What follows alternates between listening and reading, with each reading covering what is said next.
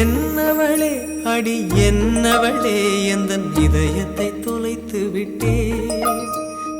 எந்த இடம் அது தொலைந்த இடம், அந்த இடத்தையும் மறந்து விட்டே.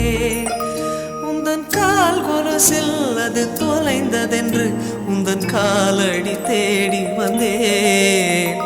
காதல் என்றால் பெரும் அவஸ்தை என்று உன்னை கண்டதும் கண்டு கொண்டேன். எந்தன் கழுத்து வரை இன்று காதல் வந்து இரு கண் விழி பிதுங்கி நின்றேன்.